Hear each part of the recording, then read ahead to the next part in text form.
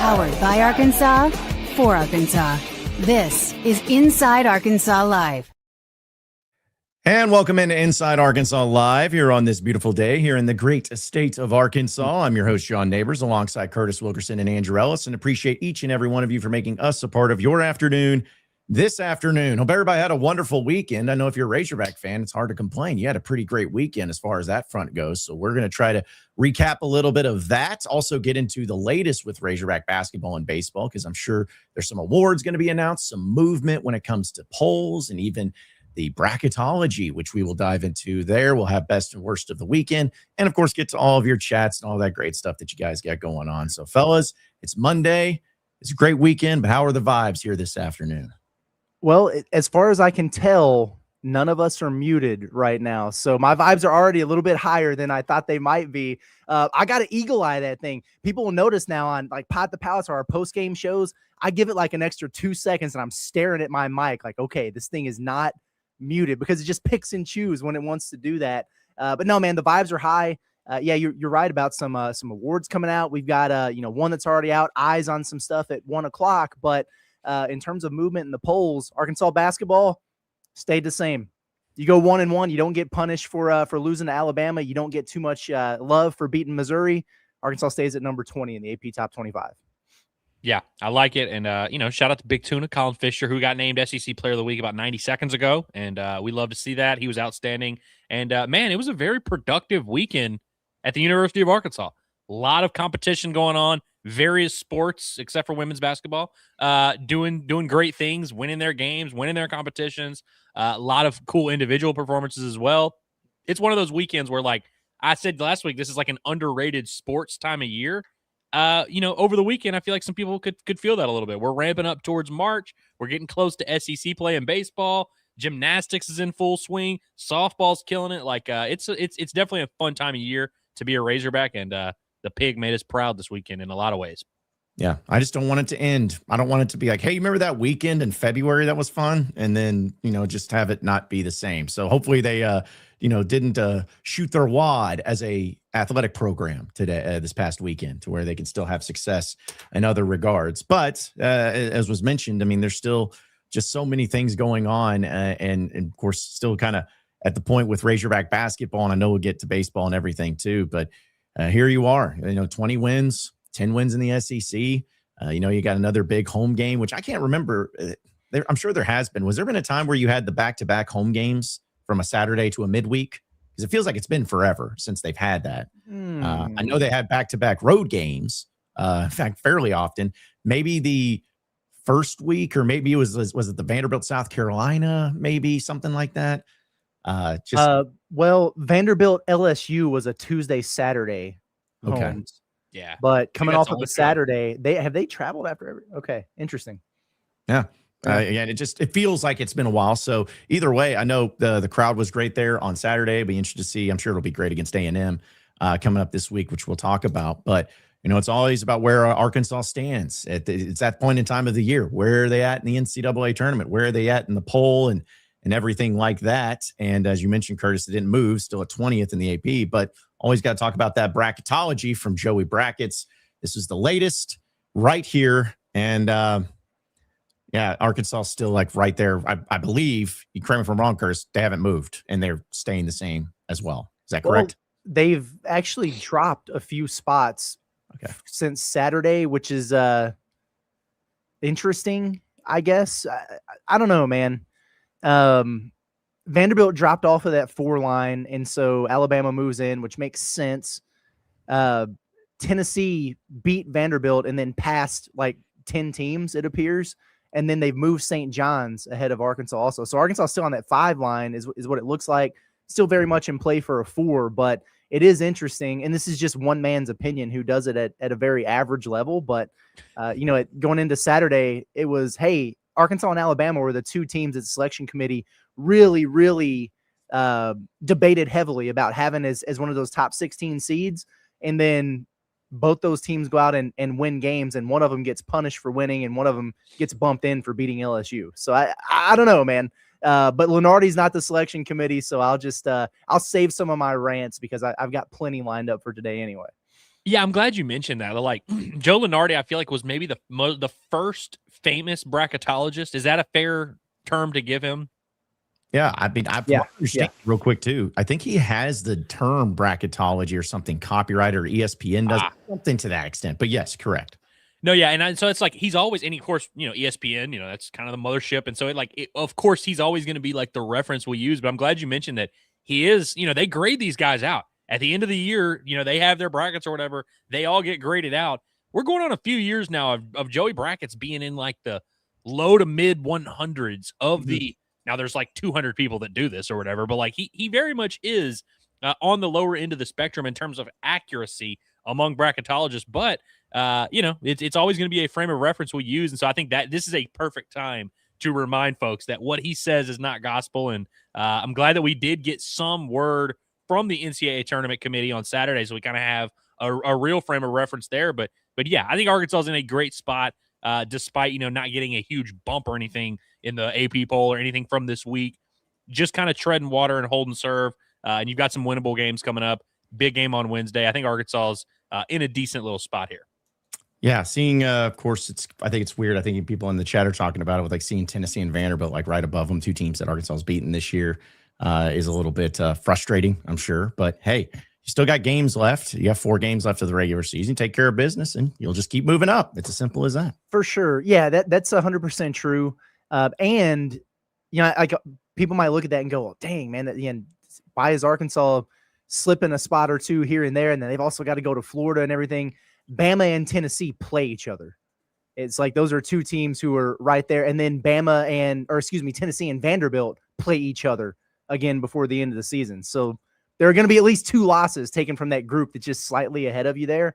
Arkansas, like you said, they take care of business and they're going to be right where they want to be. Although I saw somebody say, just go ahead and drop to a 6. We've liked all the draws at a 6 seed better than the 5. And if Arkansas gets to a 4, it's really not going to make any difference. You're still going to see one of those number 1s in the Sweet 16. Well, we said it going into when it was a 6-game stretch and you had Florida and Bama were the 2 that everyone kind of circled. We kind of knew those are the games that if you win, they will dramatically change where you're at. Everything else, you're going to get a slight bump for beating teams. You would get a slight bump if you lost or whatever, but like everything else is really just kind of, you're going to be in the same kind of range. If Arkansas beats Florida, obviously you're going to see a little bit of a bump. You'll see at least 1 seed line of a movement where they would be firmly a 4 and then maybe even knocking on that door a 3. But everything else, like A&M, you beat them at home. That's going to feel like a huge game.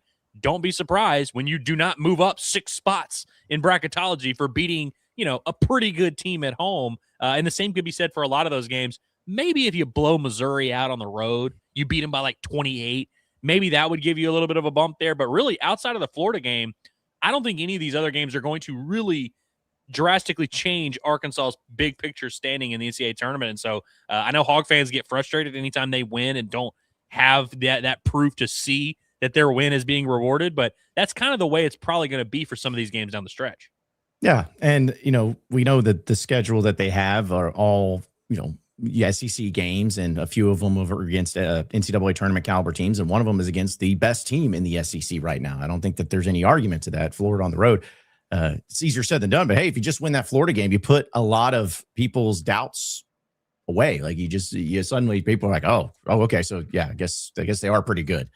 So if you just take care of your own business and keep on winning, you're going to get right there into the mix. But again, it's just funny how, there's a lot of different people, which Curtis, you talk about Lenardi and everything. You've probably said this, but who do you look at as far as like the bracketologist, like the person or the group or the outlet that's you feel other than whoever has Arkansas the highest, of course, but like who's the good one that you like? Well, I look at literally all of them. And so I go to bracketmatrix.com and I'll check on all those. I'll look at, you can look at their rankings and who's, has the highest average in the last 10 years or whatever. My go-to for the longest has been Bracketville Dave Ullman. He always does a really good job. He's always super accurate. So he's the guy that I usually follow the closest. From the mainstream dudes, like I just looked, Joe Lenardi was 135th, by the way, in the 3-year average. So he ain't great at it. I can't believe I'm saying this. The field of 68 guys, I think, do a good job because they have a panel of bracketologists. They have like 3 or 4 guys who kind of rotate through. And so they kind of come up with a consensus bracket. So that one's actually pretty decent. CBS Sports, it wasn't good with Jerry Palm. It's fallen off the map with whoever's doing it now. So some of them really aren't that great, the ones that you see on television and stuff, to be honest with you. I feel like every year, I always see a tweet where it's like, oh, so-and-so was the number one bracketologist this year. And it's never anyone I've ever heard of. Like, It's never a mainstream guy. It's never Jerry Palm or Joe Lunardi. And so this year, who's going to be the actual true best bracketologist? I guarantee you it's some random outlet with 1.2 thousand followers that none of us have heard of. Yeah, it's kind of like whoever gets the most accurate. What are they? I just lost it's March Madness, but what is it that they call it when they fill out the brackets? The ESPN Tournament Challenge. Yeah, bracket challenge. Yeah, let's go with that. Yeah, it's like the person who fills that out is the most accurate. They're like, man, that guy must know ball. It's like, no, it was Jerry down the hall, like who just was in an office pool, never watched college basketball before. I mean, we've seen sometimes the kid who has the longest perfect bracket. Now, I'm not even saying this in a disrespectful way. It's usually like someone on the spectrum who just is sitting in their room cooking up algorithms or whatever. That's usually how it works for bracketologists as well, I would say. It's probably some guy who has some database that we, don't even know about, that he's cooking that thing up. So it's very rarely like someone that, you would just expect to see. Yeah, exactly. And then I'll tell you what, part of our Alumni Hall question of the day, presented by Alumni Hall, is great being out there last Friday. Loved everybody coming up and hanging out with us, getting them some great Razorback apparel. They still have some of the Razorback baseball jerseys and hats in stock. So don't waste any more time. Get that order and get it shipped directly to your door at insidearkansas.com/alumni hall. But we're going to be out there once again in the month of March. We'll give you more details on that. But anytime you go into the store, be sure to use that code HOGSBY20 for 20% off your purchase. They have everything you could possibly imagine when it comes to Razorback apparel for men, women, and kids. They have Columbia. They have Southern Tide. They have Johnny O, which is really nice. They have all the different types of polo shirts getting you ready for the warmer weather, which hopefully starts to happen a lot more often here. But we have it all over there at Alumni Hall. So be sure to check it out. Again, going to insidearkansas.com/alumni hall, or you can visit them in store at 3417 North College Avenue. It's Alumni Hall, the ultimate Razorback shopping experience. And so I just kind of wanted to get where everybody's vibe was for Razorback fans, at least, on, just going to the tournament and getting to the NCAA tournament, what they feel like, especially with this news of Carter Knox and his situation and how they feel about him and everything. So it was simply, do you believe Razorback basketball has enough talent and depth currently to make a Final Four run? I was actually in a weird way impressed by how even the voting was. Only 58% say yes of Razorback fans, that they feel like they have it where it's set right now, their confidence in making a Final Four run. It's not saying they for sure will, but just they feel like they could. And 42% say no, they don't have the depth or the talent to make a Final Four run right now. Yeah, I think that they certainly have the talent. When you've got a Darius Acuff, Malik Thomas backcourt, it's hard for me to think that you don't have good enough players to get to where you want to be. Now we know they're freshmen and everything like that, but I don't know. Do you really worry that much about them being? They played almost 30 games now, and they seem like they're up for the challenges to me. Depth, that's where I don't know. I actually think the depth matters more right now than it does in the NCAA tournament, as long as you don't get into the ridiculous foul trouble again, right? Right now, it's like putting the mileage on the tires a little bit, and you kind of worry about that. If Arkansas had the full strength roster, like if Carter Knox, I know everybody hates him or whatever, but if he was in the rotation and he was still on the team, healthy and able to play, I would feel really good about Arkansas's chances right now. That does impact your ability on the wing. What if Billy Richmond gets 2 fouls in the first half in the round of 32 or something? That's going to change the way you have to play. But yeah, I mean, I think they have the talent to do it. Depth, I don't know, like how much would they play Sealy in the tournament, I think is a question too, because, one guy who can give you 8 to 10 minutes can really change everything. At the end of the day, more than anything, what it comes down to me is your front court, right? Can you get what you got from Malik Ewan Saturday in the NCAA tournament? Can you rely on that? If both of those fives no show, they could get popped very, very early. So it's a tough one to say. I'm actually not surprised. Well, I'm pleased that the vote is as split as it is, because it tells me that people are doing some critical thinking. Yes. Yeah, same. And I'm pretty aligned with Curtis on this in terms of like, I do think depth matters, and I think it's important. And like he said, I think it's important now more so than it is like when your season is being decided.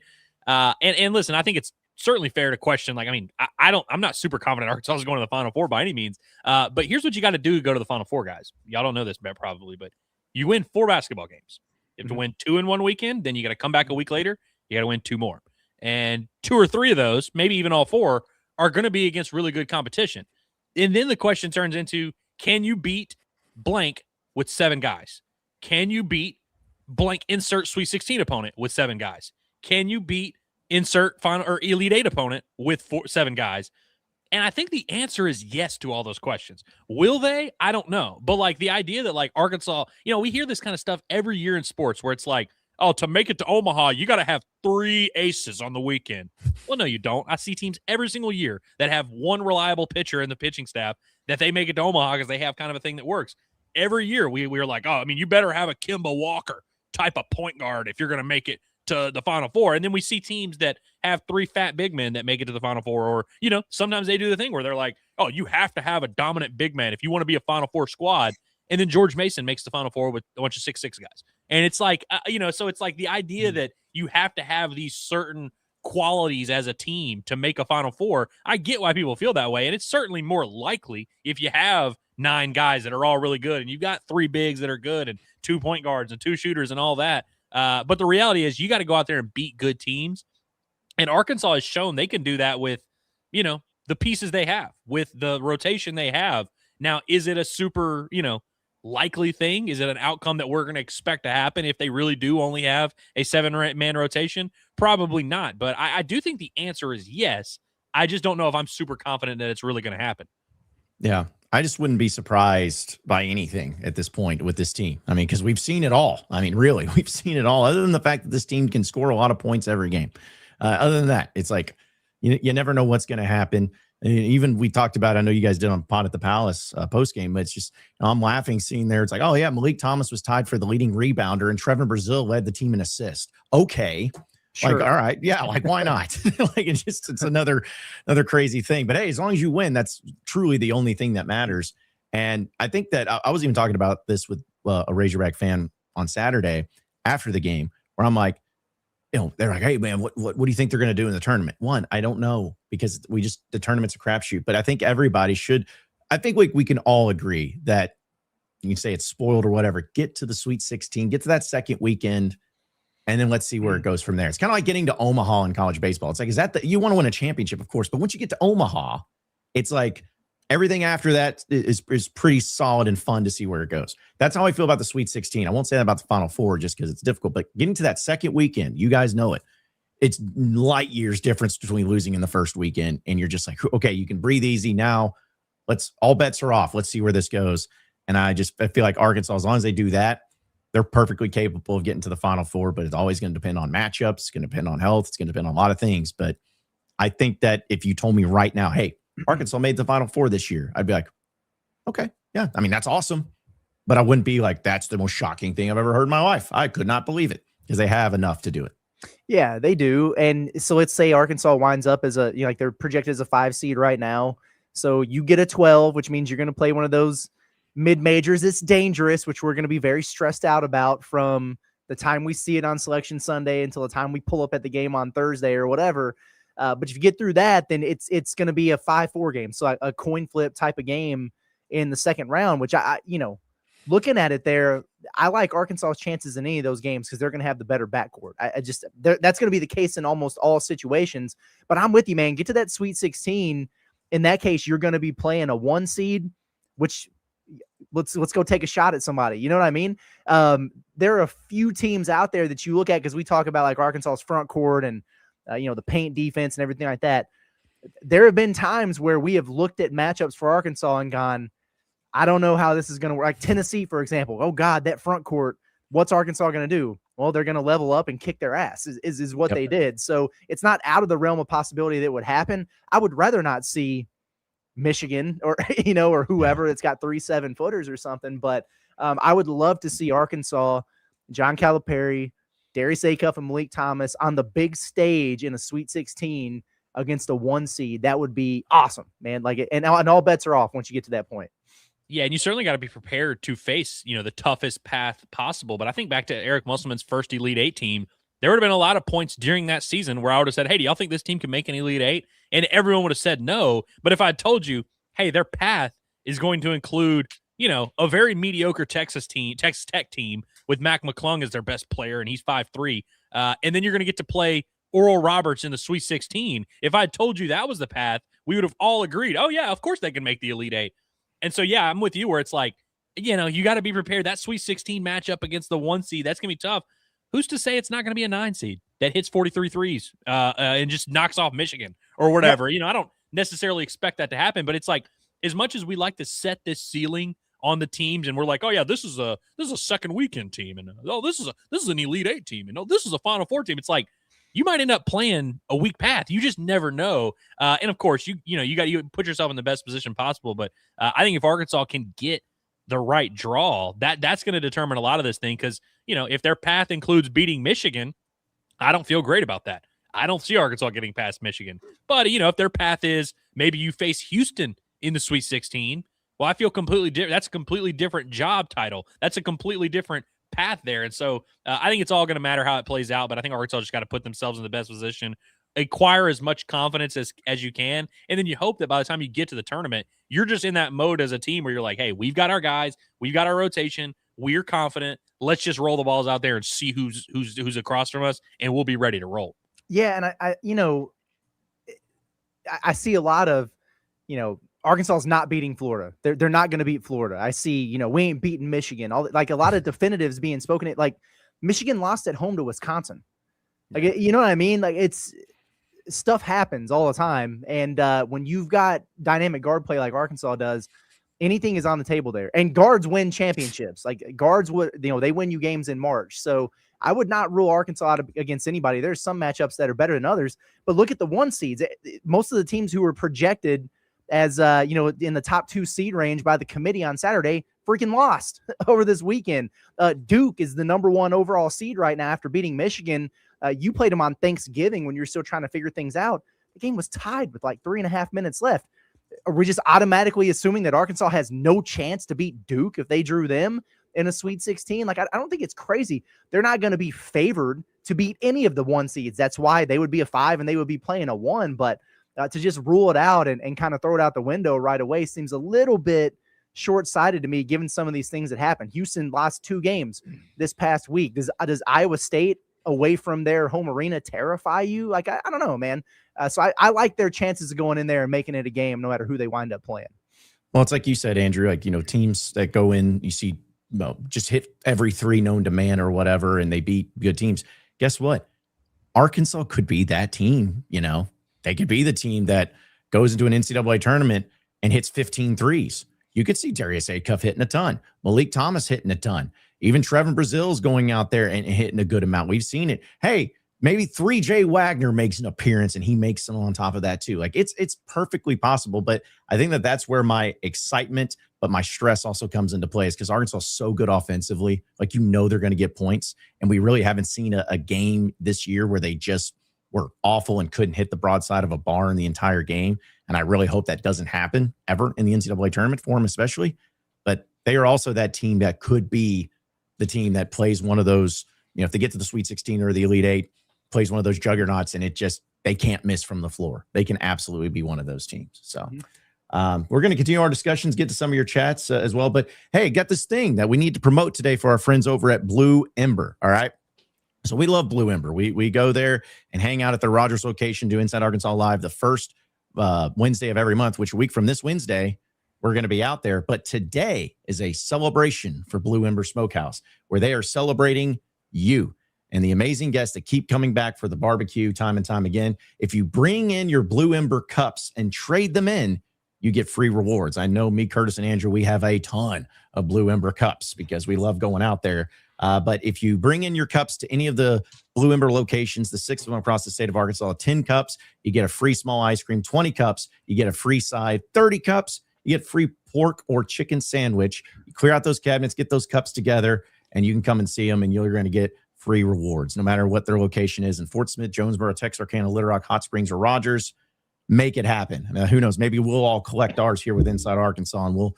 I don't know how many you guys have, but I know I have enough to at least get that free side. So maybe combined, we can get us a great meal tonight at Blue Ember Smokehouse. But yes, if you're looking for a place to eat, no better place than Blue Ember. So trade in those cups, get you some free rewards, and make it happen with Blue Ember Smokehouse at any of those 6 locations here in the state of Arkansas. So, well, rewards program, it's collecting the cups. Because I don't know if you guys, I don't collect a whole lot of things, but I am weird about collecting cups from places I go. I don't know why, but I have a ton. It's all I drink out of, man. Like I've got Blue Ember cups. I think I've got a white one, a blue one. I know I have an orange one already.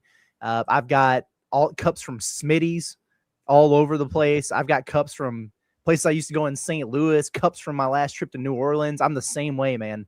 And then I give my wife trouble because she has all her Stanley cups. That's different though. They've got like the lid and the straw. They take up way too much space. The traditional drinking cups, it's a different story. Yeah, we recently made the switch in Casa de Ellis where we have the water filter instead of we were the people that just bought 40 water bottles every week, and that's just how we would consume water. We were like, all right, let's make the switch and actually have a water purifier. So now I'm going through cups like nobody's business. All those Blue Ember cups, those Loaf and Joe's cups, this Coach Cal cup right here, like I'm drinking out of anything I can find. Yeah. Hey, listen, sometimes I just use it for Rowdy's water cups. Like sometimes you just they're multi-purpose, but it's a great thing to have those collections going on there as well.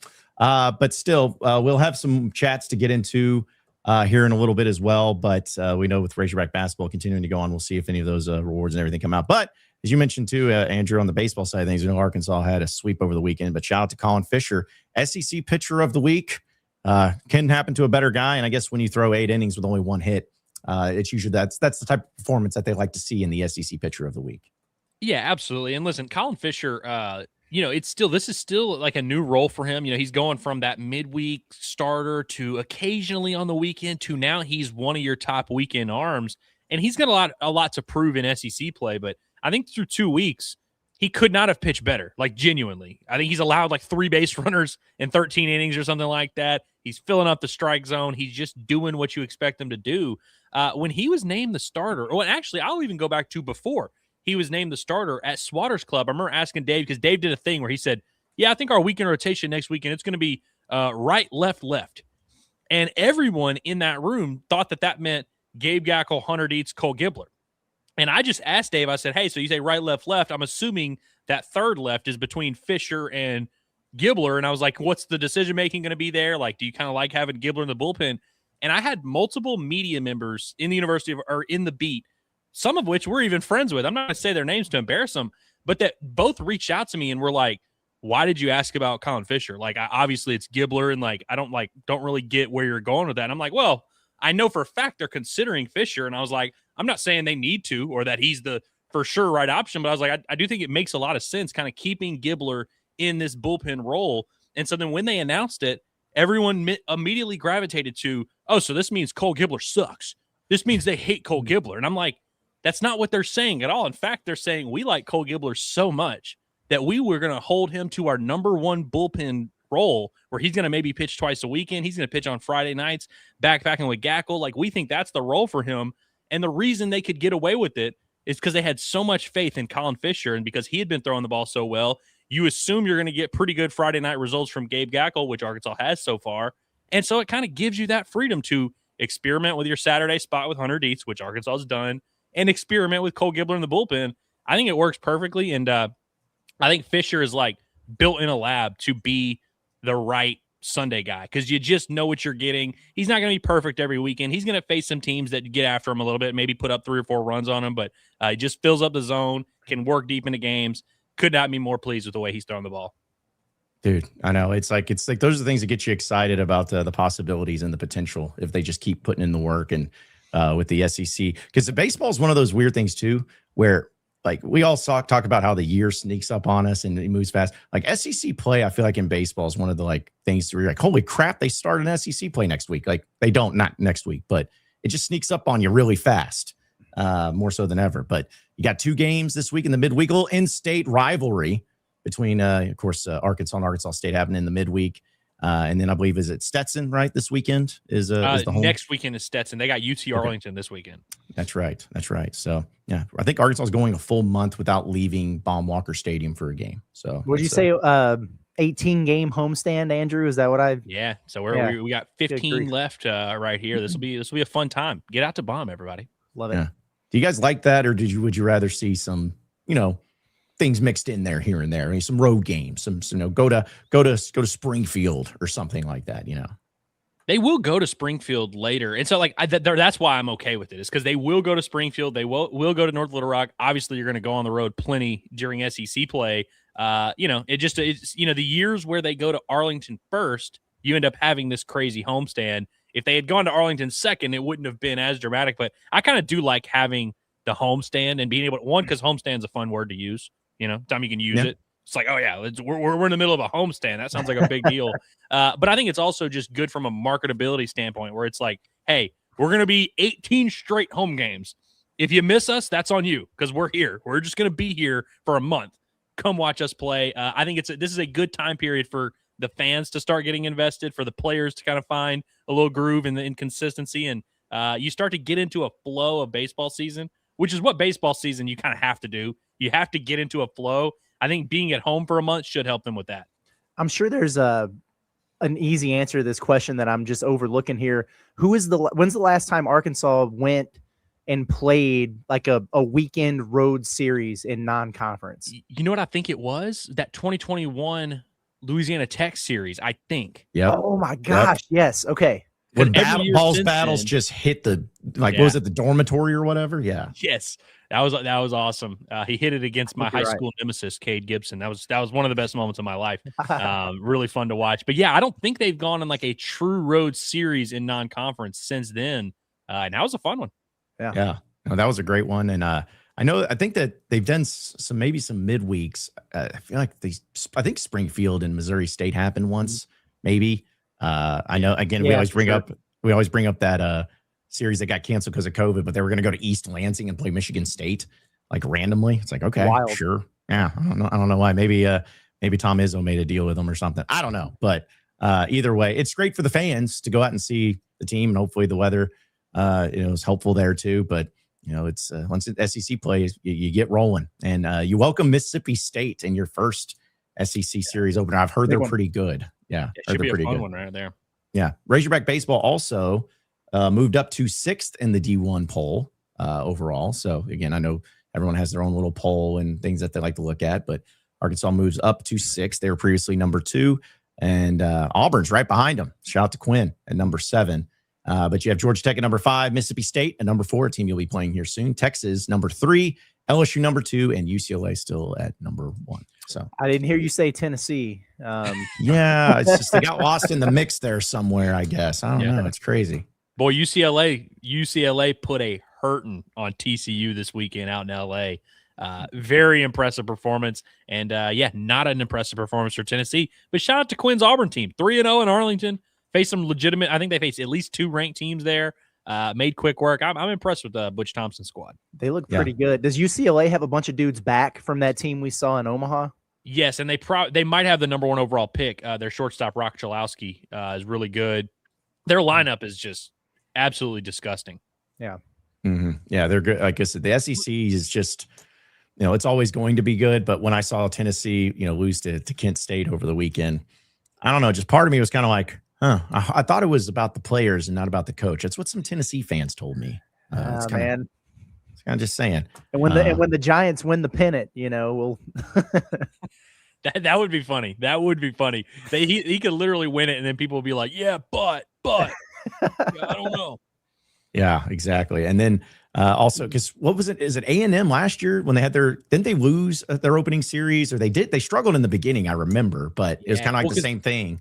Yeah, because they had the thing where they, obviously Schlossnagle leaves. They end up at first they weren't going to hire their hitting coach, but then the players were like, "No, we need to have the hitting coach as the head coach." So they went ahead and promoted him, and it was a disaster. I think they were preseason number 1.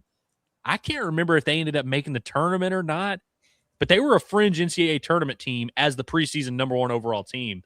And I genuinely don't even remember what they did in the postseason. That tells you how forgettable their year was. But yeah, they faced some issues right away, and I'm not saying Tennessee's that because, I'm sure they'll bounce back a little bit, but it wouldn't be without precedent.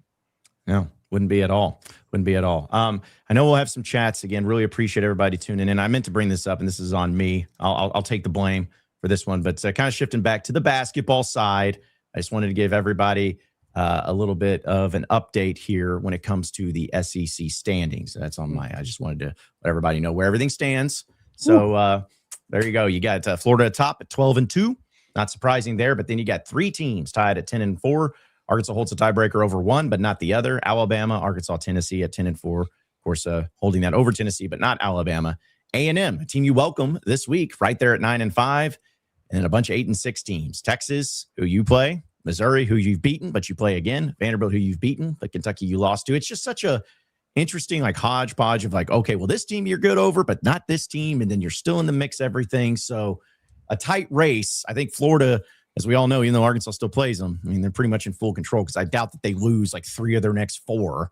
But still, you're still in the mix. You're still right there, and you could still have a great chance of finishing second in this SEC race. Yeah, going into Saturday's game, there were 8 teams that were within a game of each other, and then we got hit the button, John. Oh, which one? Sorry. Separation. Yes. Okay. No, that was crazy, man. It really worked out well for Arkansas, where you were playing one of those teams that was a game behind you, beat them. Okay, cool. You're 2 games clear of Missouri now with 4 games to go. That feels good. Then Kentucky loses at Auburn. Texas loses to Georgia. Vanderbilt loses to Tennessee. All of them lost and dropped down except for A&M. And then you have a say in that on Wednesday to where we could have a situation. Now, Arkansas's got to go take care of business, obviously, and that's going to be a challenging game for them. But if they win that one, then you're 2 games clear of anybody who could pass you for one of those top 4 seeds in a double bye with just 3 games to play. That would be a great spot to be in for Arkansas. And then, you see what happens. You get Florida over the weekend, and you would need to beat them and need somebody to pop them as well if you're going to get up there and challenge for the top spot. But in terms of being able to get off your feet a little bit and having almost a week of rest and relaxation before you take the floor at the SEC tournament, Arkansas is getting very, very close to being able to secure one of those spots. That's a big deal. Yeah, I wouldn't say this is the biggest game of the year or anything on Wednesday, but in terms of kind of solidifying who you are, obviously from a tournament resume standpoint, but also just standings, not clinching the double bye, but all but clinching it. I also think, we always say cream rises to the top. If Arkansas wins Wednesday, they would be pretty much at that point pure unfiltered cream. Yes. Very much cream that would be rising to the top. I also think I just look at A&M at 9-5. 9-5, they're the only 9-5 team, and you're like, all right, so they're right there behind, all these really good teams in Arkansas, Tennessee, Alabama, all right there. Are they really in that group, or are they in the Missouri, Vandy, Kentucky, Georgia, Auburn? I just personally think A&M is closer to those teams than they are to the top teams, and certainly closer to that than they are to Florida. I think this is a game for Arkansas. You're at home. You're against a very solid, very respectable, very above average A&M squad, but you should take care of business here. I know you're tired. I know you've got a short rotation. Just get this job done. We can punt on the Florida game and we can move on. Yep, exactly right. But I'm telling you right now, guys, if they take care of business against A&M, which I think we're all in agreement they should, if they just messed around and beat Florida, suddenly I almost don't want it because I know how I'm going to think and I know how I'm going to feel. I'm going to be like, if y'all don't make the Final Four, I'm hurting somebody. I'm going to do something crazy. And I don't want to feel that way because I don't want to have that hope because I continue got to remember NCAA tournament, crapshoot. But golly, dude, if they found out some way to do that, I'm gonna be pumped. And then it's suddenly like, hey, you better win those 2 games after Florida because that's gonna put you right there. It's like, again, I'm not expecting them to, but man, that would just elevate my cockiness towards everybody so much if that happens. Cue the we ain't beating Floridas in the chats after Missouri and Auburn have both done that. It's not the craziest thing in the world to see happening. It's an impossible task, Curtis. No one's done it ever. No one's ever beaten Florida. Come on now, you know this. I mean, it's how people feel sometimes. But yeah, totally with you. We'll also get into some other things going on with the SEC as well. But want to remind everybody that Fight House Gym is one of the great places that you need to check out here in Northwest Arkansas. They had the grand opening over the weekend, and there were a ton of people there. I was blown away. I knew that it was going to be a great turnout, but the amount of people that were there for the official grand opening of Fight House Gym in Northwest Arkansas. It was incredible. Not only did you have a lot of people checking out all of the free weight gyms and seeing all of the recovery that they have, and of course all the treadmills and all the TVs and all the great setups there, but also seeing the boxing ring and also the fighting ring and all the training that goes along with it. Even had celebrities there, had MMA fighters there. I didn't know any of them, but I'm sure Andrew and Curtis knew all about them, but they were there. Russell Brand was there. I mean, it was a who's who, but it was an awesome event, and really appreciate them being a partners with us. And it's a great spot. So if you're looking to kind of get everything back in check when it comes to your health, when it comes to your fitness, they're the place to do it. Or if you're somebody that wants to actually get into the ring and start training with some elite level fight training, whether it's boxing, MMA, anything like that, then Fight House is the place for you. You can check out more at fighthousegym.com. You can also go over and check them out on location right there in Fayetteville, 10131 Webway in Fayetteville. It's exit 58 right off Interstate 49. You can also call them at 951-623-9745. It is Fight House Gym of Northwest Arkansas. Really appreciate their partnership and appreciate their grand opening over the weekend. So we'll have a few other things. And I'm going to ask this first before we get into the chat, guys, because for our best and worst of the weekend, the certain things that happened over at another school and a loss in the, like, is that one of y'all's, or do we need to talk about this separately? Because I just want to make sure. It's on my list. Okay. But I've got some other low hanging fruit too, so it doesn't matter. I'm prepared to talk about this whenever, because I feel like, this is one of those that we could probably talk about a little bit more maybe than some of the other best and worst of the weekend. Sure. But in the SEC race, we looked at it in the standings. A few teams, really helped out Arkansas. One of those was being the Kentucky Wildcats. Lost to Quinn's Auburn Tigers over there. Great game. I mean, you had a near buzzer beater there by Auburn and getting the victory, and much needed for the Auburn Tigers. But apparently there was some controversy at the end of the game. Kentucky fans were not having it. Curtis, you probably might be able to explain a little bit better, but a push off from Colin Chandler that was called, and people said it wasn't a push off. I don't know. I don't know how to make of it, but you're a ball knower. So was it as controversial as what some try to make it out to be? Not as controversial as some were making it out to be, but I get it to a degree. So Kentucky's trying to inbound the ball there. They've got a lead. They basically are just trying to get it in, get fouled, and get to the free throw line late. And, Colin Chandler, and I think it was Kevin Overton, you know how it is in those situations. There's some holding, some grabbing, and everything like that. Chandler fully extended and pushed off. And Overton, I wouldn't call it a straight flop, but he sold it well, and they got the offensive foul called. And that's something that you see called very, very often. So, by nature of the law, if you see the forearm extend, that's a push off. You can get the offensive foul. So I don't think it was a bad call from that standpoint. What Kentucky fans were mad about is that wasn't necessarily something that was being called all game. Like, it was a very physical game. They were letting a lot of that kind of stuff go, and then they picked that moment to kind of call it. And so that's where a lot of the upset and consternation comes from. At the end of the day, though, if you're Kentucky, you can't give up multiple offensive rebounds and, the putback there at the very end of the game and then complain about a foul call at the end. But this has become a thing that Kentucky fans, I feel like, are really, really trying to get the world to lean into all of a sudden, that there's like some kind of officiating conspiracy theory against Kentucky of all teams. And every loss is due to the refs, and it's not due to their own incompetence or poor coaching or whatever. And this is just the latest example of that. But for this to be the game where Mark Pope had his crash out, making some very pointed comments about how personal it was against his team and everything, I don't know about all that, man. Well, as a sports fan, you always reserve the right to dismiss any result that your team is a part of, because you can always do hey, we were banged up.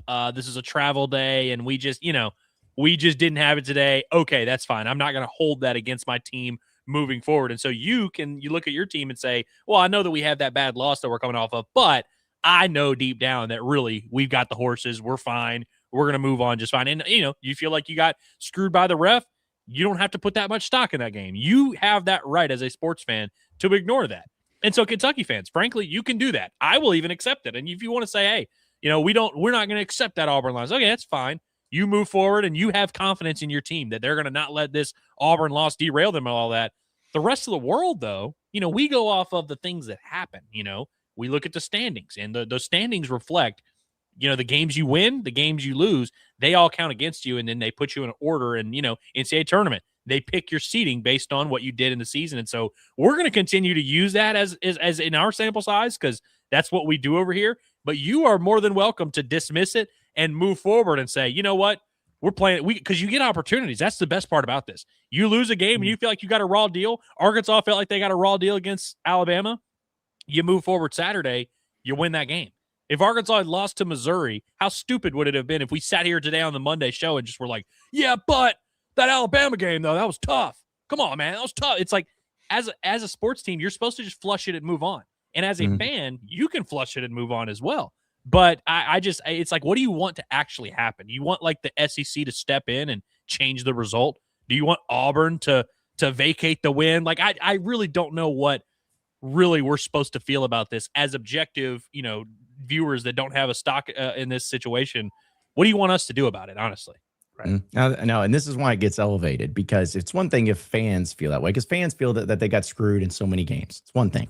It's one thing even if you had some player frustrations on the court or whatever. But anytime that you have a coach go into a press conference of said team and start talking about it, that's when it's like, okay, this isn't just fans being fans. This is like something that they truly believe. Well, you mentioned it, Curtis, of Mark Pope talking about making it personal. Well, this was him as soon as he left the press conference, and really took even more by storm, because the athletic director, Mitch Barnhart, was outside and he just wanted to continue to talk about it, even though he wasn't behind the microphone.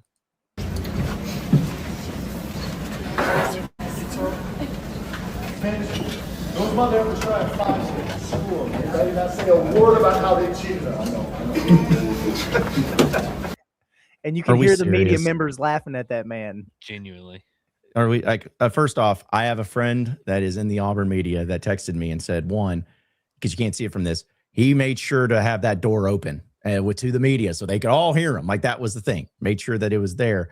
But I got to pull up the captions again. Mitch, if those MFers, and I'm not saying this, folks, because I try to censor myself, because we don't try to drop F-bombs, or at least not try to here on this program. But not the fact he just didn't say that. He truly said, MFers, try to find me, screw them. I did not say a word about how they cheated us.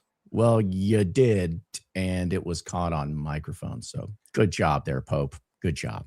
Somebody's feeling the pressure. Well, and also, again, what are you going to do? Like, genuinely, like, if they do find you, what are you going to do? Not pay it? Are you going to fight them? Are you going to take them to court? Like, you're doing this whole performative bit of like, I'm so angry. It's like, okay, so what? Like, genuinely, what are we supposed to do? The audience.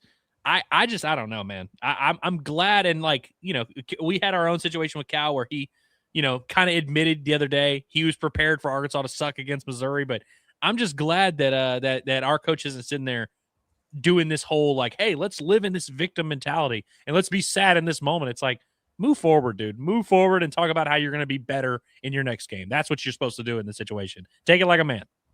Yeah. And that's my thing is like, I didn't think it was that controversial, whatever, but like just the facade, the act, the like, listen, I get it if you're frustrated. And I didn't really take much issue, maybe a little bit just because he was whining of like his comments about no matter how personal or how egregious or how like, I'm like, that's a little bit over the top, but whatever. But when you do this on top of it, dude, like you're not, I think you said it, Andrew, maybe pre-show, you're not that guy. Like, you're just not that guy. So stop trying to act like that guy. And this, again, it was not that egregious. There was not, it just, if you're going to do something like this, get your money's worth. Make it worth your while. Don't pull this stuff of like, I'm trying to do enough, but not too much to where I get fined. But then I'm also trying to curse, but I'm not going to curse, but I'm basically cursing. It's like, hey, crap or get off the pot, man. Do one or the other. Don't do this pussyfooting around and just trying to figure something out. Don't do that. That's really, really weak. And then the worst part about it for me is that he runs to his boss. Like right afterwards, you run out the door and you're like, boss, daddy, if they find me, don't be mad. They cheated. Come on, bro. What are we doing? Well, and it comes back to like, I wish these coaches would start taking our advice. The cool guy thing to do is to complain privately, but posture publicly. and go to the press conference and be like, man, did we get a raw deal? I don't know. That's not for me to say, but all I know is I'm proud of our guys. I wouldn't want to be on any other team. I think we're going to take this and we're going to move forward and we're going to kill it. And then maybe behind closed doors, you can write your letter to the SEC and say, hey, that was BS. And you can fight for your guys. To make this public posturing thing at the press conference is just not the cool guy thing to do. It's really hard to look cool complaining about officiating. It's really hard to look cool complaining about fines. I think you just have to wear it and put on a brave face at the press conference. And I understand we ask these coaches to be authentic and really tell us how you really feel. But what do all the best leaders in the sport do? They put on a brave face, they joke, and they say, hey, we're on to Cincinnati. We're on to Cincinnati. We're on to this. We're not worried about these results. Let's move forward. Because that's what leaders do. They don't sit there and be like, hey, let's be sad. Let's really acknowledge how much of a victim we really are. I mean, I get it, but it's like, man, you just be cool once in your life. Just be cool.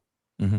Yeah. Again, when Muss would do his antics, it kind of got to the point to where with him, it's like, well, that's just Muss. Whether you don't like, may not like it, may not agree, but hey, it's Muss. Like, this is not just a, hey, it's Mark Pope, because that's not him. That's what I think was what is really bothers me about is it's just so disingenuous. And by the way, we got mad at Muss too. How many times, Curtis, were we annoyed where we were like, dude, Muss, quit doing this moping thing. You're a grown man. Like, just be a grown man. We got mad at Muss for it. So this isn't like just we're just making fun of someone else and we love it when our guy does it. We were annoyed when Muss would sleep on the table. Well, at least Muss would go yell at the refs or yell at Greg Sankey or yell at, whoever at, at Texas or Baylor or wherever we were, where people were being mean to his wife.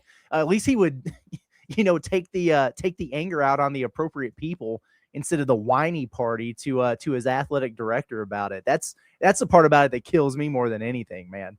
But you're right. Like we used to roll our eyes when Muss would do that kind of thing too, but yeah. About to say as you said, Curtis, he's feeling the pressure and it's breaking at the seams. And I'm a Kentucky fan, which I saw, give him credit, because I know we'll move into the chat, folks, I promise. But not all, but a lot of Kentucky fans were kind of like, man, this is a bad look. I think even Matt Jones, KSR, he was like, hey, listen, talk about the call or whatever, but that's not a good look for Mark Pope. And I'm like, man, that's when which I'm not saying Matt Jones is the no end all be all, but he's a big voice in it. But that's when it didn't hit. When you lost the game, you're freaking out. And there's a lot of people of note, especially in the Kentucky fan base, who are like, yeah, man, I mean, that wasn't great, but that was kind of stupid on your part. Like that's when it looks even worse for them. So yeah, they'll be all right. They're going to be all right over there. They took the loss and they immediately had to compare it to Cal. How many tweets did you guys see? It was time for Cal to move on. Kentucky needed a fresh voice, but Mark Pope's not the guy. All things can be true at once. You think about how rough this season's been going for him, and it was, but it's really the last 6 years of Kentucky back. They got to lump Cal into everything that they do over there to make themselves feel a little bit better. But tomorrow morning, like they play South Carolina or something tomorrow, all those same people that were throwing a fit about Pope can't recruit, the job's too big for him, he's cracking under the pressure and everything. It'll be, I still believe in this team. Mm-hmm. Yeah. Hey, get South Carolina and a 7 seed still on the table. They'll bounce back by tomorrow. Which is that's the sweet spot there. Because if they were just objectively horrible and there was no hope, then they would just fire Mark Pope and move on, and then nobody would ever really talk about this again. But they're keeping him kind of in that line where there's no way they fire him after the end of this year, by the way. I'll even go ahead and say that. Unless they lose out and miss the tournament or something like that, I don't think there's any way they're firing Mark Pope right away. No, yeah. And so that's like we're in the beautiful middle range there where I don't think they're ever going to achieve greatness, under Mark Pope, but I also don't think he's going to be bad enough to get fired, and that's the beauty zone there. Yeah. And before we get to the chat, guys, can we make a promise to each other on this, that in the NCAA tournament, if Arkansas ends up does something like go to a Final Four and Kentucky for sure does not, and like loses first weekend, we bring out some cigars and just celebrating John Calipari and him being here at Arkansas. Maybe eat some chicken from Tyson, something like that. We got to have a little celebration. Well, to Curtis's point, that would ruin the whole, Cal sucks and Cal's washed, and so we needed to move on from Cal. It's just, you would not be able to do the firing Cal was or not that they fired Cal, but forcing Cal out was the right move. If Cal's in the Final Four, it would be it would be very hard to objectively make that case that like, no, actually Cal was the issue. You know what I mean? Especially if he's having success at Arkansas. So I would gladly snort that cigar. Yeah, there you go. Let's get to the chat, folks. We want to remind everybody that Hickey Hull Law is the official law firm of us here at Inside Arkansas. As we know, there's a lot of cases that you may need help with, that we all need help with, whether it's divorce cases, custody cases, criminal cases, civil litigation cases, personal injury cases, estate planning cases, and that's just the tip of the iceberg. There are so many more cases when it comes to going through the legal process that you and all of us will need help with. Well, get the best in the business to help out with that with Hickey Hull Law, as they have offices across the entire state of Arkansas. And anytime you call them up, they're going to guide you through the entire process. They're going to stay in contact with you. They're going to communicate with you every single step of the way, no matter what. So be sure to hit them up. And I promise you that if you say if Inside Arkansas sent you, they'll be like, hey, yeah, that's great, but we don't care, because we treat everybody the same way. Every one of our clients the same way. And that's how great they are. So you can give them a call today at 479-434-2414. That's 479-434-2414. You can also check out their website at hickeyandhull.com. Scan that QR code right there on your screen. It's Hickey Hull Law. Things are about to get better. All right, so getting into your chats, folks, because we'll also have best and worst of the weekend coming up. Really appreciate all of you. And super chats get read first. We all know, hey, look at this. How about this? Shout out to our guy, Dre. Appreciate the super chat, man. Says there's nobody we can't beat on any given night. Agreed. I would agree. I agree with that completely. Doesn't mean they will. It doesn't mean that they'll be favored to or whatever. But I don't go into any matchup with a guy like Darius Acuff thinking Arkansas ain't got a chance. Feel free to feel however you want to about it, but that's kind of where I'm at. You know, I would agree. I'm also at the point where I think there's a very large quantity of teams that like Arkansas could lose to on a given night as well. But I'm with you, where it's like, absolutely, you know, there's certainly teams that you match up better with, certain teams that you don't want to see. But the idea that like it's inconceivable for Arkansas to beat anyone doesn't really register with me just yet. Yeah.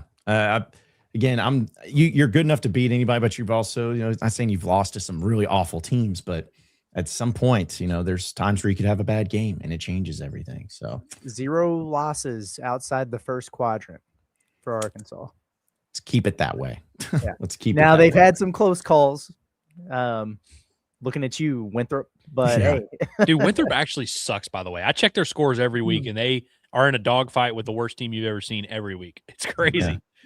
Isn't that nuts that, like, I think back, that seems like it was like a decade ago, but it was like, I remember that and thinking, oh man, what does this mean? But nobody, again, goes to the whole point. Nobody cares because you won.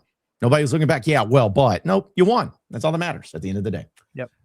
Shout out to also our guy, Dre. Get a little bang, bang! He says, does Hickey and Hull do sports lawsuits against refs? Pope couldn't be a client.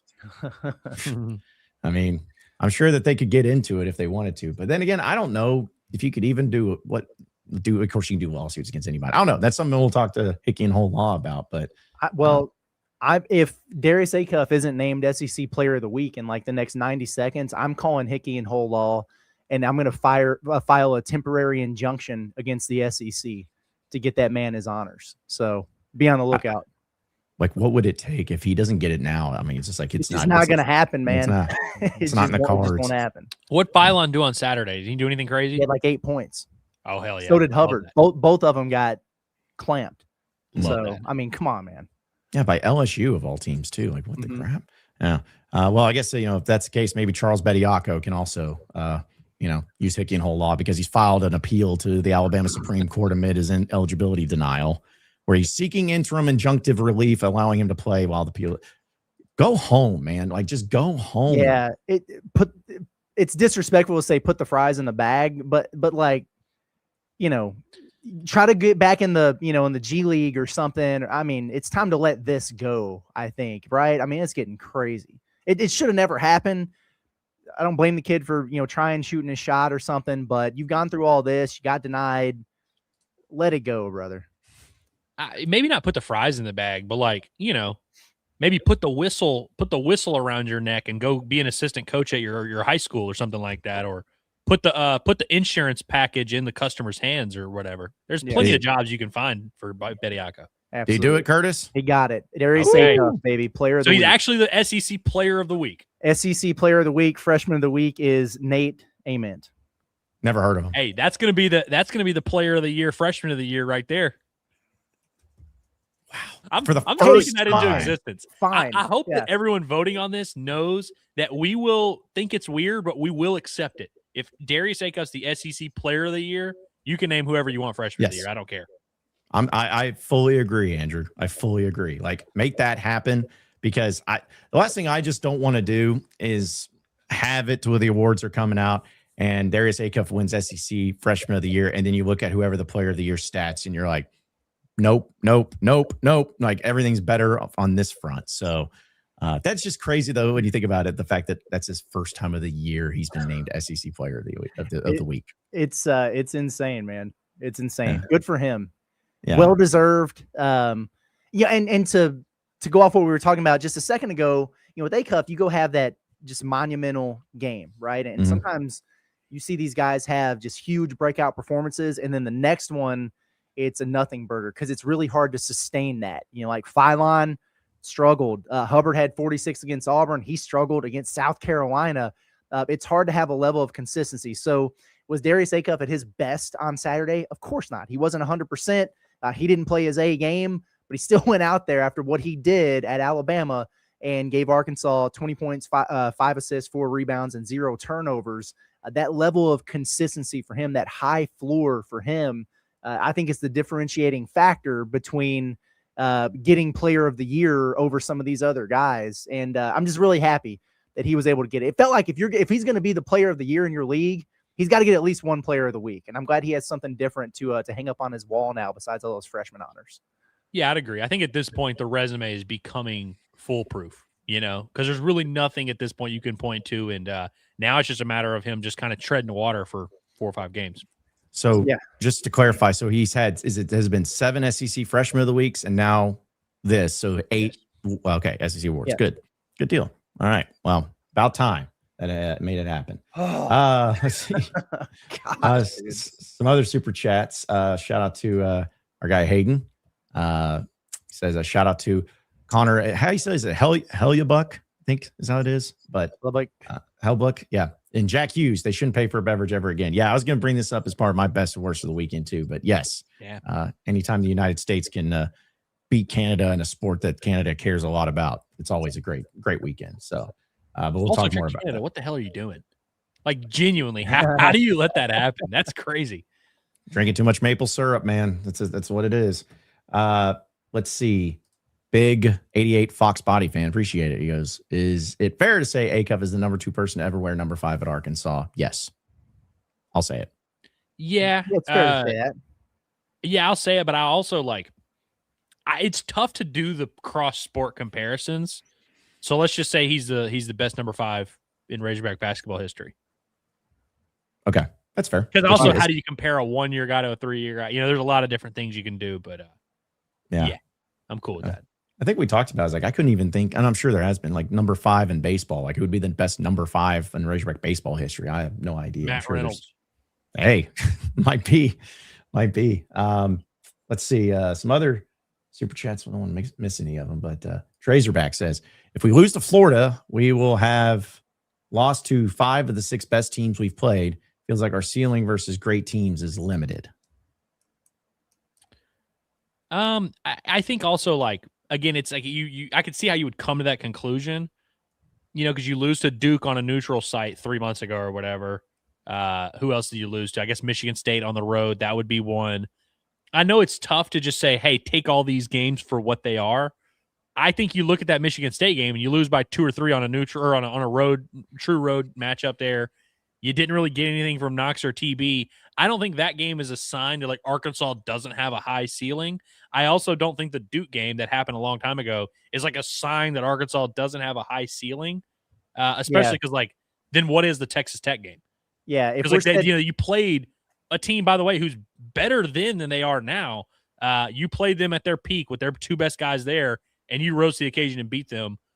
You know what I mean? I don't do we agree that Arkansas has an extremely high ceiling? Now you got to go out there and beat some guys and you got to get the results to prove it. But the Bama game also, was that a sign that Arkansas has a definitive ceiling, or do they have a 6-man rotation and then 4 guys fouled out? Yeah, I mean, you lost. I'm looking at the net rankings right now to put this in perspective. So Duke is number 2. You lost to them on Thanksgiving Day. Yeah, Florida would be at number 7. That game's also in their gym. Houston's at number 8. You lost that game definitively. That's fair. Yeah, Michigan State, it's the second game of the year on the road. Both of those teams are just so different. Now, I don't know that I can set Arkansas' ceiling based on that. But, I mean, after that, there are 4 other teams in the top 17 at the net that you beat.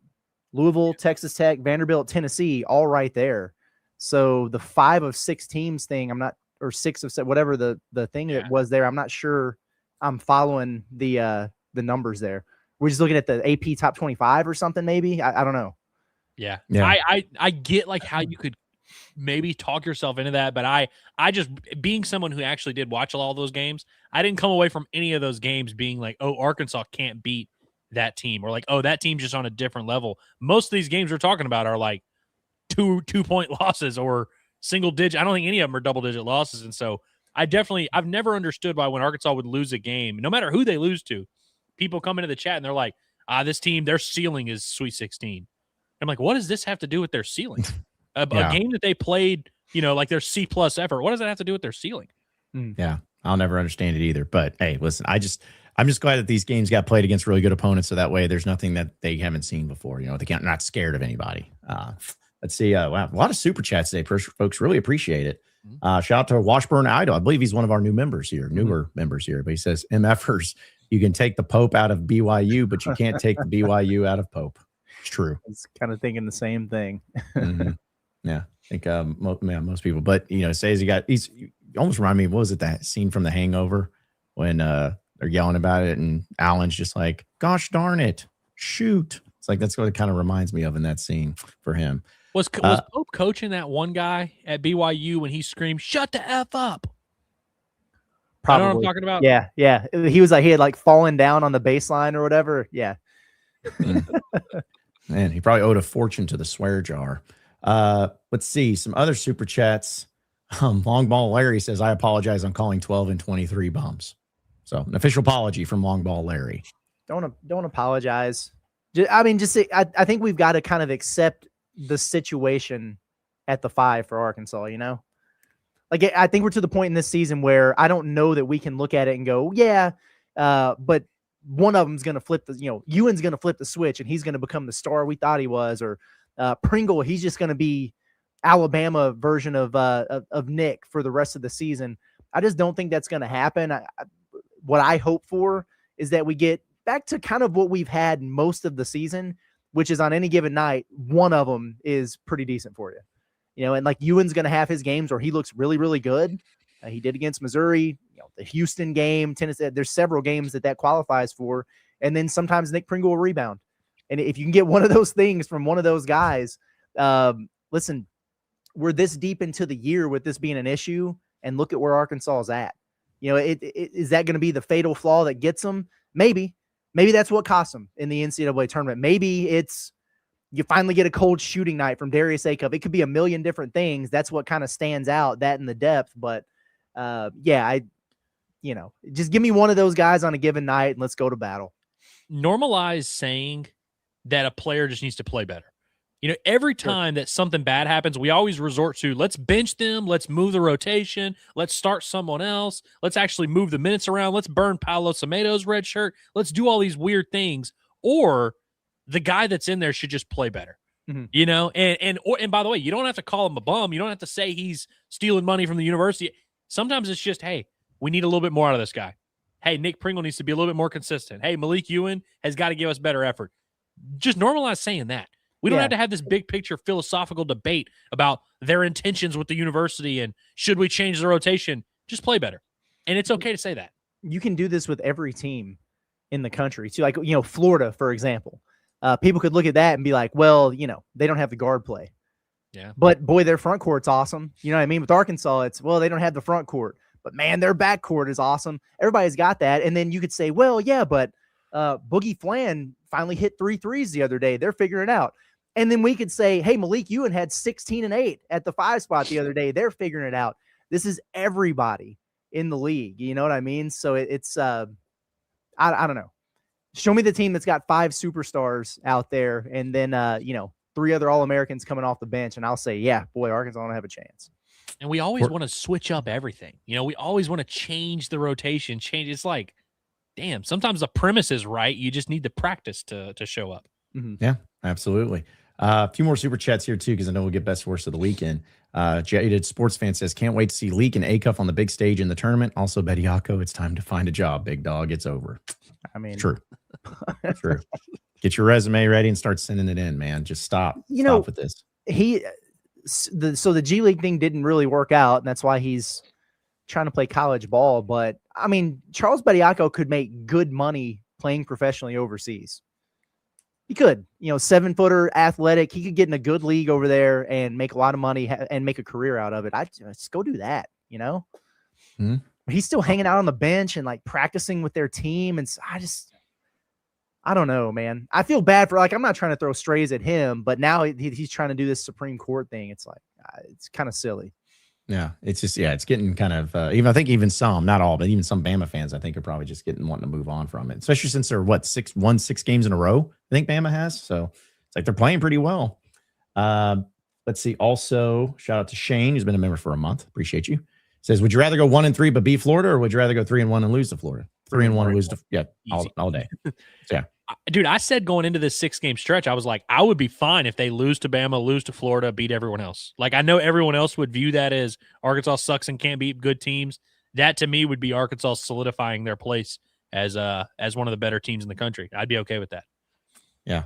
Also here before we do a best worst of the weekend, Washburn Idol says, if Pringle could do that double rebound play he did at least twice a night, all would be forgiven. That was awesome, man. Yeah. Yeah. When he's got that kind of effort and energy, that spirit about him, he can do those things and make those type of plays. That was encouraged by some of the things from Pringle in that game on Saturday. That was one play that really stood out. There were a couple times that I saw him dive on the floor for loose balls, which he used to do all the time. He hasn't done as much throughout the course of this season. He was playing hard out there. He's got to stop fouling, man. What do you have, 4 fouls in 12 minutes or something? He fouled out the other night. I know if you had to pick a Razorback to foul out of a game, he would probably be number 1 on your list where you wouldn't be that concerned. But when you're running short on numbers, it'd be nice if he could stay in there for a little bit, especially in games where seems like he's playing hard out there. Yeah, just give him that. Just get the effort. Like, that's why I think even Cal talked about it with Billy Richmond, which obviously Billy's playing great, but it's like, why do people go crazy for Billy? It's because when he comes in the game, he gives 110%. And you can tell. Like, that's what people are just asking for. Just give all you got every time you're on the floor. So, all right, we'll get to more chats, folks. Promise. A lot of them coming in, but we appreciate it. But we do have to do best and worst of the weekend, presented by our friends over at SARACEN, number 1 sports betting app in the state of Arkansas. Really appreciate Carlton Safa joining me last night for Sunday Scaries. Great talking with him, and they have some big things in store. Not to mention the fact that John Legend is coming to perform at their grand opening of their new resort. That's right. John Legend, as well as a lot of other great artists. They have big stuff going on here this year, and it's going to be June 13th, 2026 at 8 p.m., and we love being a part of it. Also, for all of you sports betting folks out there, it's the best sports betting app in the state of Arkansas, and here's why. Because when you click that link in our description below, or you scan that QR code right there on your screen, it'll take you to download the BetSaracen app, and when you download it, use that code inside AR250, just inside AR250. When you use that code, you get $250 when you bet $25. That's free money in betting. When you bet $25, you get $250 with BetSaracen. It's Arkansas's number 1 sports betting app. So download the app today. Use that code, again, inside AR250, where you get $250 for just betting $25 with BetSaracen. All right, so getting into our best and worst of the weekend, guys. I feel like this could probably just be everybody's part of it too. But hey, shout out to the United States for taking care of business and beating Canada in hockey. I'm not going to sit here and pretend I'm a hockey fan. I'm not. I appreciate it. I respect it. It's great, but it's not my thing. But whenever you go as long as you have without winning the gold since 1980, I heard that was a big hockey game when the United States did that, to beat Canada, do it in overtime, and to have certain scenes like Jack Hughes over here. I mean, that just personifies everything about hockey right there. Missing teeth, bloody mouth, looks disheveled, but the American flag over his shoulders after winning. That's huge. Celebration in the locker room afterwards was great here too.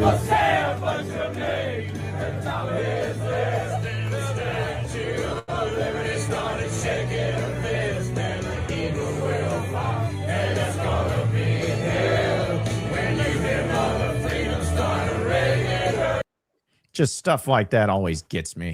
Just the United States, regardless of political and all that stuff, greatest country ever. Seeing things like that, sports brings everyone together, and the fact that they took the gold, I mean, it's hard to beat that for anybody. So just shout out to them and shout out for everything for the United States and all the competitors and everybody, because I know the women's hockey team won it as well. But that was a really cool moment over the weekend. Yeah, that's awesome. That was an early game, puck drop as they call it. And I saw that a lot of places were doing the thing where they were getting waivers for their liquor licenses that would allow them to start serving at 6 a.m. and and stuff like that, just because people wanted to go in and take in the game, and they obviously want to enjoy their beverages, just like Team USA was doing right there. So did you see where, I don't know if they did this for the gold or not, but I saw the video circulating where they were handing out the silver medals to Canada and then also giving them stuffed animals? Yes. After it's like, take your L and hold this teddy bear kind of deal. It's a consolation prize. Yeah, man. Not to be dramatic, but this is what sports are all about, bringing people together and giving us something to get behind, because I'm not a hockey guy. Curtis, I know you've actually like dabbled a little bit with hockey. You have a respect for the sport. But it's like, it's not like something that the three of us are constantly talking about and thinking about. But when all of a sudden USA can beat Canada in a gold medal game, it's like, oh yeah, I'm a hockey guy today. I'll be excited about it today. And I'm sure there's a lot of people who didn't watch the game, but woke up at, 8:30 on Sunday morning or whatever, and we're like, oh, hey, this is happening. And I was one of those people, frankly. And I think there's nothing more American, frankly, than seeing something that you had nothing to do with and being like, hell yeah, this is let's go. And that's how I felt. And it is nice when we can just like have something that it's just unanimous. We can all get behind this. Like, we all want to see America win. They won the gold medal, especially to beat Canada and Canada's sport. It's beautiful. And so I love all these things that like you can't make controversial. You can't make this not cool. It's just, hey, America wins gold medal. You did it in a cool sport. I love it. Yeah. And also real quick too, it's just, I find it awesome for many reasons, but also just so funny if, United States beats a country in a sport that country, it's like their thing. Yes. Like that's I think what makes it like, it's, I'm sure people felt the same way when the United States lost in basketball. It's kind of like the most devastating, like it has to be. But if it'd be like, I guess in the World Cup, the United States men's team, like beating whoever. And it just, cause it's like their national sport. It's what they care the most about. And over here in the United States, right? I think it's like 5th on our list over here. Like there's something special. That's what made it great too, is beating Canada at the game they care so much about and they think they're superior to. Just made it that much sweeter. That is pretty cool. But I guess we didn't win the Olympics though. Cause wasn't it Norway that had like way more gold medals and more medals overall or something? They get more snow. They get more snow. Yeah. It would be the Summer Olympics where you'd feel like that's more egregious, but sure. I just knew they were kind of racking them up in hockey and some of the different things there. And I was looking at that medal count this morning, and Norway put it on everybody. I was just assuming USA or Canada, but no. Yeah. Well, hey, if anyone wants to play us in American football to settle this thing, that's it. Yeah, let's do it. And plus, isn't the World Baseball Classic coming up soon? I think so.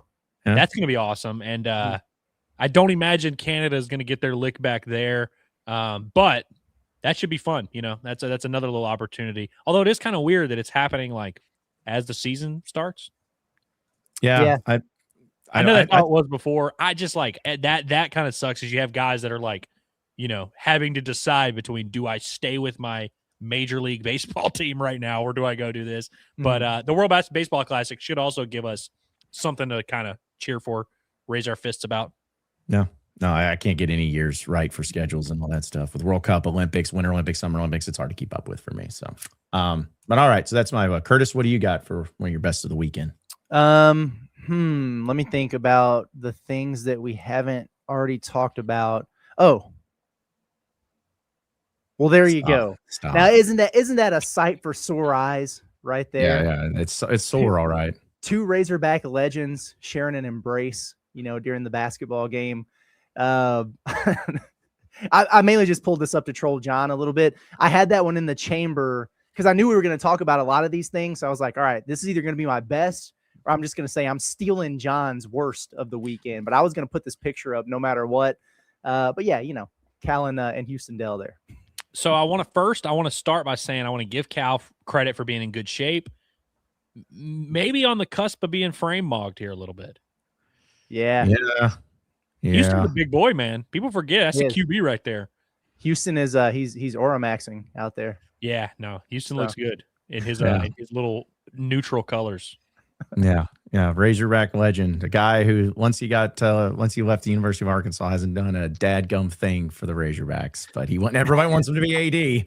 So and also, but here's the thing to kind of pull this, since you brought this up, Curtis. Thank you so much for this image. You're welcome, man. But more so about Mike Anderson being there. That's who should have gotten a picture. I know, even though Cal and Mike probably don't really care because they were competitors, but still, it was a bigger deal to me for sure.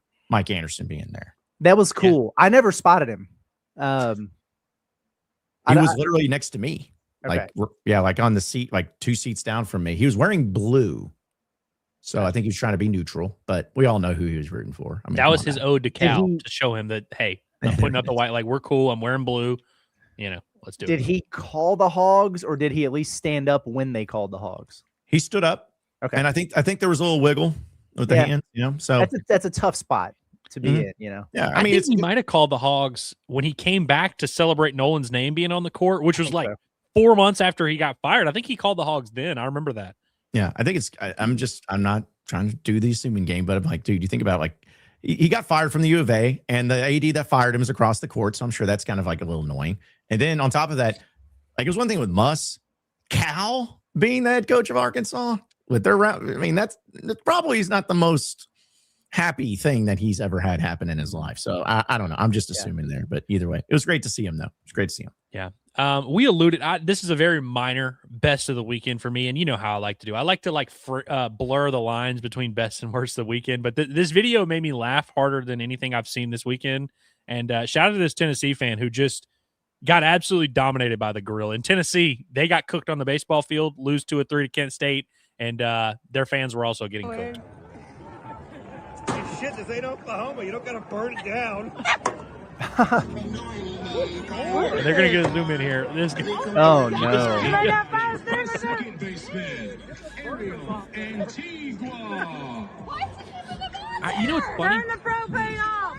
I'm surprised this doesn't happen like all the time. Like, I'm surprised that this doesn't happen because all these schools, obviously in the hog pen, there's, a dozen people on any given day grilling out there and, cords getting mixed around, things, different little heaters or whatever. I'm surprised this doesn't happen like once a month in SEC baseball.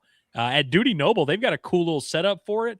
And I remember when I was there, I was like, I feel like someone's going to explode here one day. Like, this could be crazy, but I'd love to see it happen to someone not Arkansas, Turn the propane off. Yeah, that's got to be a tough scene for, I'm just saying, as a man, like where everyone's watching you, you're at a grill, like that's your domain. And then brutal. You have everyone's seeing you and you're on video. It's like, this guy he doesn't know grill. He doesn't know how to grill. And that's a tough look. So that would never happen to Curtis. I feel very confident. No, Curtis is a master out there. Yeah. I don't mess with propane though. Do you have an apron, a customized apron that you wear like when you're grilling? No, I actually don't have an apron. You need to get you a Pot at the Palace apron. I like that. Maybe like Kiss the podcast host or something, just have some good stuff there. But that was pretty good. Honestly, guys, worst of the weekend was tough for me just because everything's so great. I mean, you kind of took my worst of the weekend, Curtis, of Houston Nut, and seeing that, but somehow I'll manage in it. But I will say though that I think kind of what we've already talked about, like the fans from like Kentucky and everybody freaking out about that Kentucky loss and the officiating and all of that nonsense that surrounded it. But then, people just who are overreacting in SEC, because I see SEC baseball, like Tennessee, I think you talked about with them losing to Kent State, it's horrible. Like, they're just like, we have to fire everybody. It's all around. I'm like, man, we're so back as a conference. It's great to see people so like mad and upset.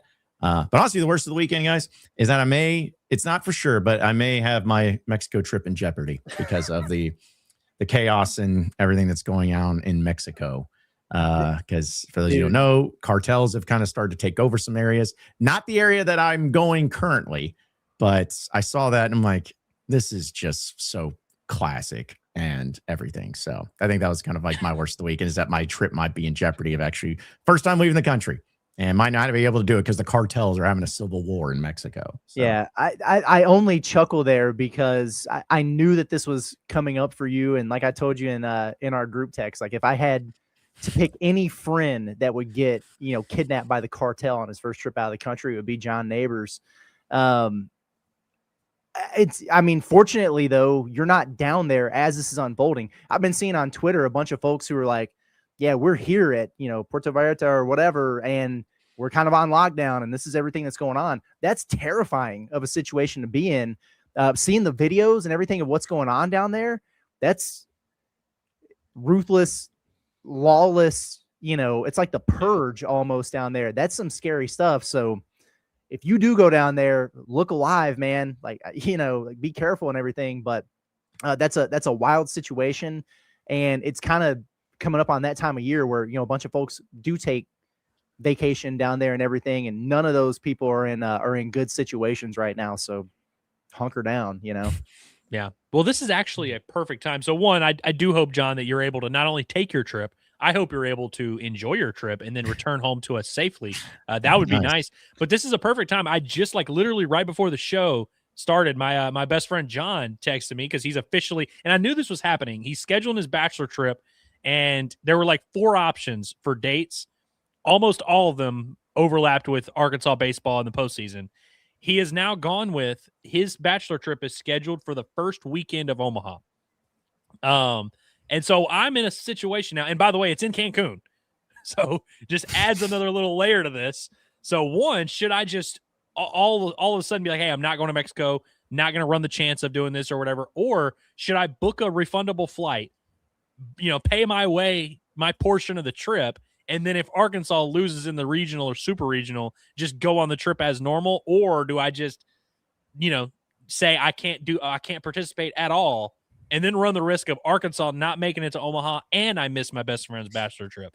And this is why I hope John knows he has really royally screwed me here in a big way. Not John Neighbors, my friend John, who's okay. I was about to say, I was like, yeah, I followed. Yeah. Yeah. Honestly, that's a tough thing, Andrew, because luckily with my buddy Brendan, he helped me out where he's like, because I'm gonna miss I think it's the Texas home game. But it's like, hey, you're not missing postseason here. You're not, it's about as good as it could ask. But yeah, I would, if it was me, I would try to find a way to get a refundable flight if at all possible. Because the last thing you want to do is you go to, plan on the bachelor party, suddenly Arkansas is just cooking, and they got the Omaha coming up, and then you get stuck in Mexico because the cartels are having it out. But just.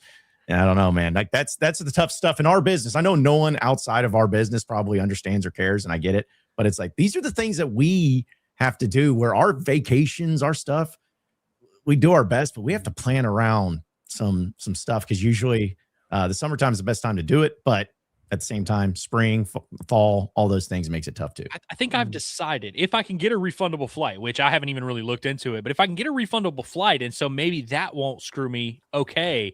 I think the worst case scenario would be saying, hey, no, John, I can't participate in this bachelor trip.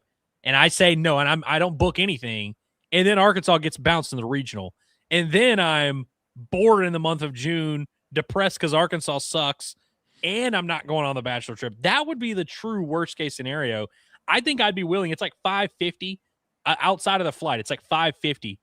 I'm good to eat that $550, pay it, and then just eat it if Arkansas goes to Omaha. Obviously, I'm going to go to Omaha. So it's like, I'm good if I can get a refundable flight to just, eat that if Arkansas is in the College World Series. Oh, yeah. Like I said, I'm with you. I get it. That's a tough thing, tough situation. But I don't know. What about you, Curtis? What's your worst? Well, hang on a second. Oh, sorry. When do you leave? A week from Wednesday. A week from Wednesday. I don't know how much it's going to be settled down by then, man. I don't know. Because my thing is about solved. Yeah. Well, it's like this thing. It's not like, because some people were thinking about oh, well, Cabo is because that's where we're going. It's like it's in the safe flights. It's not that. It's the flights. It's the airlines. Yeah, that's the scary you thing. never know. Yeah. Yeah. They were taking over airports down there.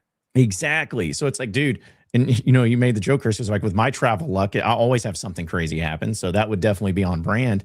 It's like I may be doing Inside Arkansas live from inside a Mexican jail or something. You're like, hey, I'm like they're holding me for ransom, and I'm over here talking about the Hogs, and so I don't know. I'm playing it by ear, and I'm trusting people who are dealing with it, but it's just one of those things where it's just like I can't even do that. I can't even leave the country without cartels taking over airports to the places I'm going. So I don't know. We'll see how it goes. We'll see how it goes, but either way. I'm hopeful. I got time though. Yeah, hopefully, like you said, hopefully the dispute is settled, and they can come together on a peace treaty or something. Let's write a letter to the cartel and see, like, hey guys, seriously, knock it off. Like, just figure this out. Come on. Yeah. Plus, I got my my buddy, you guys know him, Devin, coming with me. He can negotiate pretty well down there with him. So he'll have your back for sure. Yeah, for sure. So no doubt. Yeah, I mean, just real quick because we already talked about the Bediako stuff, which was going to be my main one. But once again, Alabama has released a statement. We understand that Charles is pursuing an appeal in his case against the NCAA, and ultimately he must do what he considers to be in his best interest. The university continues to support Charles as he works towards completing his degree. Never lose sight on that education, young man. Yeah, that's huge. Love that. Education has never mattered more in college athletics than what they do with Charles Bediako. That's correct. Yeah. It's going to be the most educated man of all time by the time he leaves Tuscaloosa. Yeah. We don't have to spend any time on this. My worst of the weekend was simply Sean Strickland winning a fight. I don't hate Sean Strickland. Too. He won it in dominant fashion. I don't hate Sean Strickland not nearly as much as a lot of people do. He's a very controversial figure. I think we've even talked about him on the show.